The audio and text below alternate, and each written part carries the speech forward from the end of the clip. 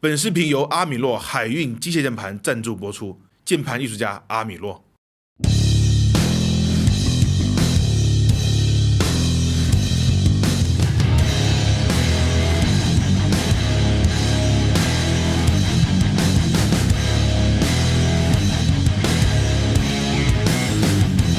打劫！喂，打劫我！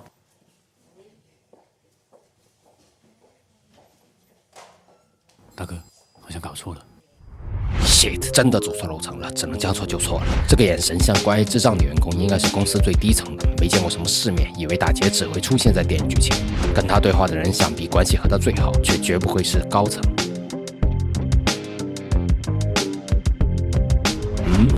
居然在公司里造了一间猫房，还加了锁，看来是公司的重点保护区域。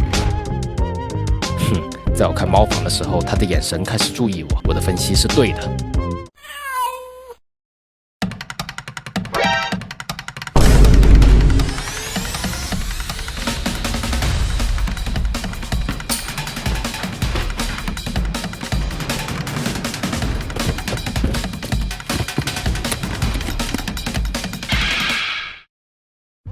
主机加速盒子始于汽油联机堡。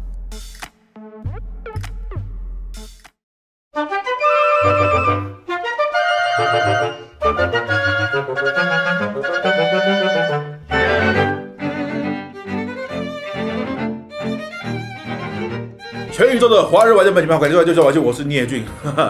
你们看我手上拿的是什么？这台不能 Switch 的任天堂思维奇莱特等我们过完了伟大祖国70周年欢庆7天之后呢，会和大家聊聊这个莱特到底怎么样啊我们最近一直在用 Switch Lite 呢玩今天要聊的游戏《塞尔达传说：织梦岛》，然后呢就发现Lite 不能接电视没法录画面，所以呢只好换回老的 NS 了。织梦岛是一款画面重制版游戏，原版是在1993年在第一代 Game Boy 上推出的，26年前了。那时候呢，我们都习惯叫做梦见岛。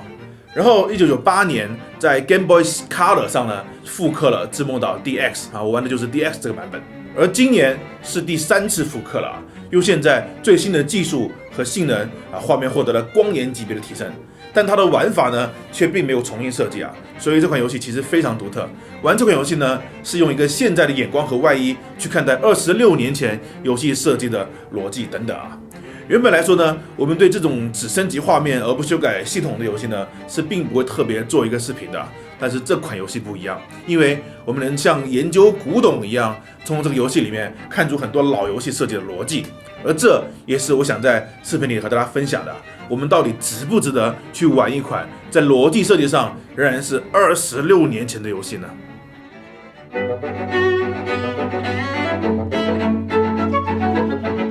当我们提起塞尔达系列时，脑海中总是能精准地浮现出这样一个画面：世界又陷入了危机。为了贯彻爱与真实的邪恶，可爱又迷人的盖农多夫怀着永不言弃的决心，又双若做一次降临人间。为了不让三角力量落入可爱的盖农多夫之手，工具人林克再次披上原谅绿，拿起大师剑，来个海拉鲁大陆3天2夜屠导游，千辛万苦的去拯救那个明明屌的不行，但就是自带100%剧情杀，非要别人哄才能发挥真正实力的塞尔达公主，并最终击败邪恶，拯救世界。在万民的敬仰中，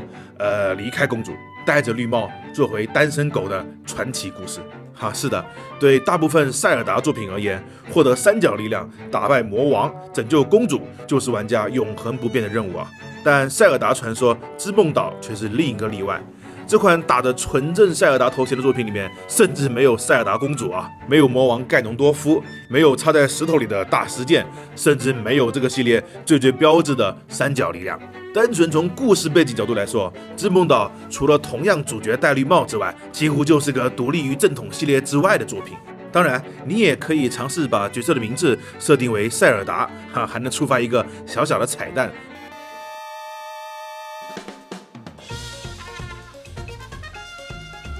看到没有？别动不动就拿主角叫塞尔达来调侃人家。任天堂20多年前就开始玩这个梗了。而现在的玩家呢，或许无法理解，对于经历过织梦岛首发的人们而言，这款作品的意义是非同一般的。因为织梦岛的前一部塞尔达作品正是大名鼎鼎的众神的三角力量。三角力量是系列里评价极高的一作，同时也是2D 塞尔达迈向成熟的标志。它对老玩家的冲击并不低于现在一口一个天下第一的荒野之息。也就是说，在塞尔达名气的巅峰时刻，老任居然紧挨着推出了一款抛弃原有故事背景、带有点外传性质，并且内容变化不小的织梦岛。同时，本作也登陆了 Game Boy， 所以它也是第一部掌机塞尔达和第一部没有宫本茂参与的塞尔达这双重身份。如此多的待遇，引用一句解构哲学家史蒂芬周的名言来说，就是这还不够你臭屁吗？还不够。织梦岛的特殊才不止于此呢。游戏的故事从林克一次意外翻车开始，飘到神秘孤岛上的玩家被当地的女孩马琳所救，并从一只猫头鹰那得知，只有集齐岛上的8件乐器，唤醒沉睡的风鱼，才有可能离开这座孤岛。如果说织梦岛的开头还谈不上新颖的话，那接下来玩家在游戏里遇到的 NPC 和敌人就真的有点梦幻了。首先，女孩马琳长得就很像马里欧的前女友宝琳就是那个在奥德赛里开演唱会的美女市长然后还有长相酷似马里欧，并同样热衷于收集蘑菇的塔林大叔，拴在邻居家门口被当成看门狗圈养的汪汪，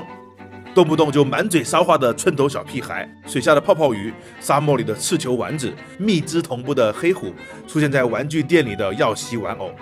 虽然织梦岛是一款萨尔达系列作品，但它建立任天堂宇宙的时间可比自家的任天堂明星大乱斗还早了整整6年时间。这里有致敬马里欧狸猫装的谜题，有来自模拟城市的 Dr. Ride， 有中为青蛙而名里臭美的理查德王子，有画的桃花公主的明信片，有改行养鸡的路易吉，有徘徊在地下迷宫里的粉色恶魔卡比，还能在横满关卡里脚踩板栗手劈食人花。以至于任天堂自己都坦言，开发织梦岛有种做塞尔达同人游戏的感觉。在那个消息闭塞、IP 联动尚未风行的年代里，能在一款塞尔达游戏里见到如此之多的任天堂彩蛋，还真就如游戏的标题，有种做梦的感觉，处处都是惊喜。而且织梦岛对主角林克的刻画也远比同时期其他的塞尔达更加丰富。这家伙会在大婶的亲吻下露出一副享受的表情，会潜水偷窥美人鱼的胴体，甚至还能趁老板不注意从道具店里把东西偷出来。织梦岛 DX 里的照相馆功能更是记录了很多哪怕放在现在都会让人感到些许新奇的林克的表情。可以说，在我玩过众多的塞尔达作品中，织梦岛的林克既是最不像勇者的那一个，也是最让人倍感亲切的那一个。讲个题外话，NS 版的美人鱼丢的是项链，但我当年玩的织梦岛美人鱼丢的可是胸罩所以林克潜下水其实看的是，只可惜照相馆并没有在这次的 NS 版中保留，算是我个人觉得非常遗憾的一点了。相对的，原来照相馆的位置被改成了这次新加入的自制迷宫。不过大家别对这个自制迷宫抱有太大的期望它可没有马照2那么高的自由度，玩家没法制定模板，能使用的迷宫板块基本来自于游戏流程里走过的迷宫。更重要的是，制作的迷宫并不支持线上分享只能通过实体的 Amiibo 才能把迷宫发给别人，大大限制了可玩性只能算是个聊胜于无的福利吧。说回织梦岛本身，游戏的玩法逻辑现在看来并不特别，一个不大不小的半开放地图，玩家通过探索、战斗、解谜，获得新的道具，学习新的技能，慢慢解锁新的区域，过程中还要破解好几个大型迷宫。总之，毕竟是画面重置游戏，类型并不创新，但它在当年可是有不少独特之处。首先是可以自定义的道具栏，虽然这次的 NS 重置版又把剑、盾牌、冲刺等功能做回了固定按键，但这些在原版织梦岛里都是可以拆卸的道具。没错，原版里面连剑都是可以拆下来的。由于 GB 的按键限制，玩家同时只能装备2个道具，拿了剑盾又想用炸弹，就必须拆下来一个，哪怕搬个石头也要单独打开道具栏，这确实挺麻烦的。不过也诞生了组合玩法，比如弓箭和炸弹组合就可以变成爆炸弓。或许有人会想，这说白了不就是装卸一下道具吗？这么基础的功能还能拿来吹？NS 版不照样改回来了吗？有啥特别的？确实是这么个道理但放在织梦岛原版上就显得特殊了我们慢慢来分析。别看织梦岛的定位像外传，但它对正统塞尔达的影响可不小啊。很多设定都成了以后系列的设计来源，比如织梦岛里首次在系列里引入了以物交物的支线系统，玩家可以通过满足不同 NPC 的需求，将一个原本完全不知道有啥用的东西，最终交换成一个非常重要的道具。虽然我至今也不知道为什么鳄鱼喜欢吃狗粮，也不明白老婆婆为什么随身带着钓鱼钩，但随着流程的推动，遇到新的人，满足他们奇怪的要求，期待下一个怪人的出现，也慢慢成为了乐趣之一。织梦岛也是首次引入了钓鱼系统啊，作为日式游戏的标配之一，织梦岛的及时跟进，为20多年后的脑壳疼的钓鱼梗打下了结实的基础。穿插于多个塞尔达作品中的音乐元素，也得益于织梦岛对陶笛和乐器的大量使用，甚至如今最广为人知的机神牌滑翔伞，最早也出自于织梦岛。探索迷宫方面，织梦岛也将每个迷宫的重要道具提前到了迷宫中期获得，并将 BOSS 的攻略方式和获得道具的种类进行了联动。这一改动不但改善了迷宫节奏，还让玩家在获得新能力之后可以立即运用它们，完善了塞尔达系列日后的谜题设计思路。而大家最熟悉的荒野之息，林克并没有标配和限制大师剑，长枪大锤都可以用，甚至可以不装备武器，也都是源自于织梦岛的设定。总而言之，论个性，织梦岛当之无愧；论贡献，织梦岛对整个系列影响深远。更别谈本作还有一个杀手级的结局设计，绝对能给通关的玩家留下难以磨灭的记忆。在织梦岛之前，宫本茂对塞尔达系列的发展拥有绝对的话语权。还记得前面提到的装备拆卸吗？这个想法其实早在三角力量的开发中就已经被手冢卓志提出了，但作为项目主导的宫本茂并不同意。他认为林克就应该手持宝剑盾牌，拿下武器是无法允许的。但手冢卓志不是塞尔达的生父，对这个系列没有那么多条条框框，他就是想尝试一个不一样的林克，想看看放下宝剑的林克还能做些什么。所以当他发现程序员生田自己用 GB 的开发组件捣鼓了一个以萨尔达为原型的游戏时，手冢自发地加入这个秘密的地下项目。所以织梦岛里才没有塞尔达公主，没有三角力量，会有一大堆奇妙的彩蛋，会有很多不同于传统塞尔达的另类设定。没错，织梦岛这款游戏的原型是任天堂员工利用空余时间自己研发的啊。直到游戏颇具规模时，手冢才把织梦岛拿给任天堂的高层过目。事实上，在任天堂内部，第一款掌机塞尔达原本应该是三角力量的 GB 移植。假如织梦岛从一开始就以公开的形式进行，那它完全有可能连开始的机会都没有。但最终织梦岛还是用自己的品质打动了任天堂，就连宫本茂也抛开了以往的所有偏见，折服在这款貌似很不塞尔达的塞尔达游戏面前。所以织梦岛最大的功绩就是解放了塞尔达系列的未来，让这个超级 IP 从此不再惧怕改变自己。所以我们才会在后来看到穿越时空的石之笛，黑暗压抑的梅祖拉假面，猫眼林克的风之杖，成人风格的黄昏公主，翱翔天际的天空之剑，以及天下第一的荒野之息。织梦岛源自计划之外，血缘并不正统，但却是开启塞尔达广阔世界大门的一把钥匙。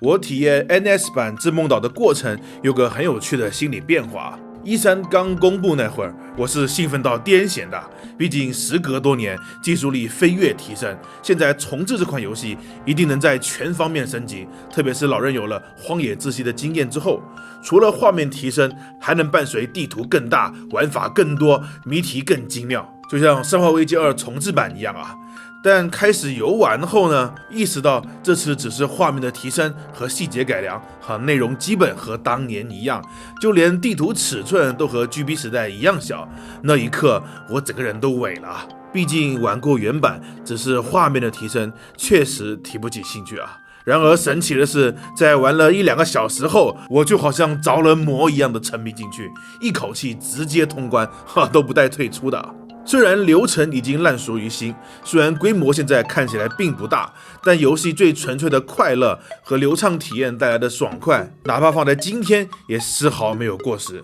当然，如果没有玩过前2个版本，那游戏时长还是对得起这个价格的，所以各位不用担心。尺寸小但密度极高的地图，证明了游戏的乐趣不需要依赖大空间。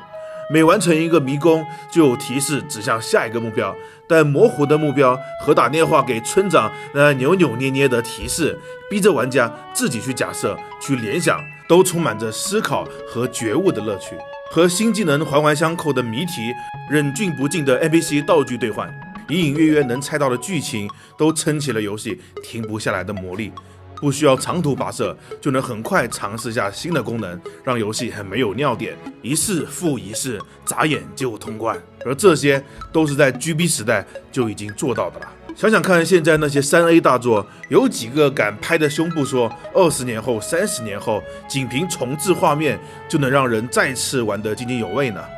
我们不止一次提到过任天堂的游戏设计理念，但理论终归是理论。大家会惊叹任天堂做游戏的方法，却忘记去思考为什么任天堂要那么抠门的做游戏。举个例子啊，当年老任的 SFC 和世嘉的 MD 是竞争对手。从硬件来说 ，SFC 注重色彩渲染，适合 RPG 游戏，但 CPU 就明显弱于世嘉的 MD。毕竟世嘉的王牌是索尼克这样的高速移动游戏啊，对高速处理要求很高。所以理论上来说 ，CPU 更弱的 SFC 是不适合开发激烈的动作游戏的事实上 ，MD 的射击动作游戏也确实远多于 SFC。然而，把问题抛给森喜刚的开发团队时，他们反而没有觉得 SFC 的 CPU 有啥问题，因为 FC 和 GB 的性能更加弱，限制更加夸张。他们早就已经习惯了和羸弱的硬件打交道啊，从一开始就被迫用最抠门的方式去开发。以至于到了 SFC 时代，已经建立了很多经验优势。为了给初代超级马里奥兄弟的容量瘦身，向日葵、星星等大量道具都只画了一半，用左右对称图形翻转的方式来实现。会飞行的敌人没容量塞了，那画个小翅膀加乌龟身上得了。结果就诞生了经典的有翅膀的乌龟。天空的云朵换了个原亮色，就成了草地上的草丛。这招几十年后的 iPhone 11也学了过去啊！就连板栗仔的移动方式，也仅仅用一个图片的左右翻转就完成了动画，这才是真左右横跳啊！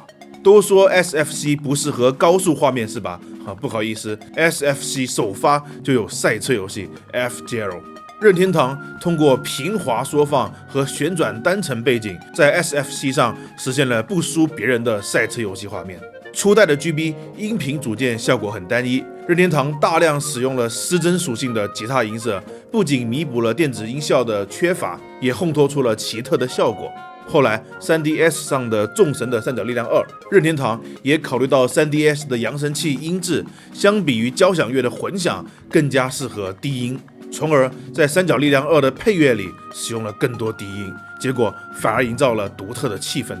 只可惜版权问题不能在视频里放给各位听啊！任天堂最近对音乐版权有点暴躁啊！这些堪称游戏优化的教科书级案例，催生出了老任黑科技一般的压缩技术。而且更重要的是，任天堂不是因为带上了枷锁就降低标准，而是在限制中想办法实现更优的结果。GB 之父横踞精品的理念，枯萎技术的水平思考，直到如今都是任天堂的至高准则。说回织梦岛啊，或者说俯视角的传统塞尔达，这个系列从一开始就贯彻高密度探索体验，不也正是时代的无奈吗？当年 DQ1 为了节省一点卡带容量，都要把游戏内出现的日文片假名限制在20个以内所有文本和名字都在这20个片假名里面组成。在如此苛刻的环境下，想要打造一个自由探索的游戏，任天堂必须提高密度，尽可能的重复利用资源，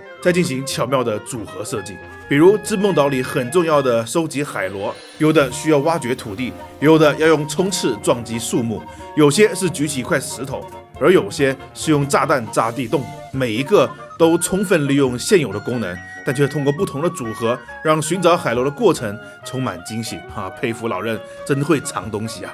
任天堂完全可以用现在的体量大刀阔斧的重置织梦岛，但这么做并不能提升游戏乐趣的核心，最精华的部分早在当年就已经提取出来了。老一辈游戏人作为时代的先驱，面对的困难和限制一重高过一重，但他们同样也是幸运的开拓者，因为他们体验过带着脚镣做游戏的日子。总有人抱怨我们的环境限制太多没钱、没市场、没技术，还有政策影响。因此开发不出好的作品。但事实上，这些很可能都是借口。好的作品不一定要3A 级别，在自己的限制里做出最优解，就已经是好的作品。如果去深究一下，会发现历史上很多伟大的作品，比如古代影射社会的文学名著，文艺复兴时期的宗教名画，现代高耸的建筑物，每一个都有当下气死人的限制啊！面对限制，庸人咒骂之，而大师则勇敢面对，攻克之。很多项目，如果领导说你就大胆放心的去干吧，可能反而什么都干不出来。这种事情我们也见怪不怪了。其实，即使到现在，即使是海外大作，依旧有着属于他们自己的脚镣。就像微软的《战争机器5》，要在一台售价3000多的主机上实现4K 60帧的画面；就像顽皮狗的《最后的生还者》，要在这个快餐化的时代里，用游戏讨论人性善恶；就像任天堂的《荒野之息》，非要在开放世界的红海里硬生生挖出一片蓝海。这些不都是无法摆脱的限制吗？并不是只有看得见的困难才是限制啊！在创作领域钻研的人都能明白，好的艺术并不一定诞生于自由，反而往往脱胎自枷锁之中。就像织梦岛那张小小的地图，横跨26年的历史，却满载着现代开放世界都无法比拟的快乐内核。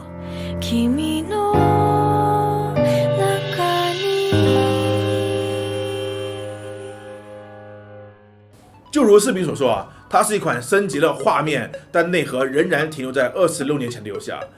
你说它是换皮游戏也无可厚非26年前的设计理念，现在肯定已经烂大街了。哪怕是天才的任天堂，也必定会有很多模仿者。所以这26年来呢，有无数的游戏都模仿过梦见岛或者说整个塞尔达的设计理念因此它的玩法并不特殊。但是另一方面，由于游戏确实太过古老DX 版本都是21年前的了，加上当时有 GPC 的人并不多，甚至可以说因为主机在国内的断档，很多人都是在荒野之息才开始接触塞尔达的。所以呢，织梦岛古老的玩法对很多人来说可能反而很新鲜，加上它的玩法系统虽然没有改，但是依旧极具乐趣甚至影响了后来的游戏发展。所以我认为这款游戏最大的驱动力并不是做出什么创新，打破了什么框架，而是让我们有机会在现在的平台用现在的审美去重新欣赏下这个古老的游戏设计当时是怎么征服全世界玩家的。OK， Gamecore 永在，我是聂俊。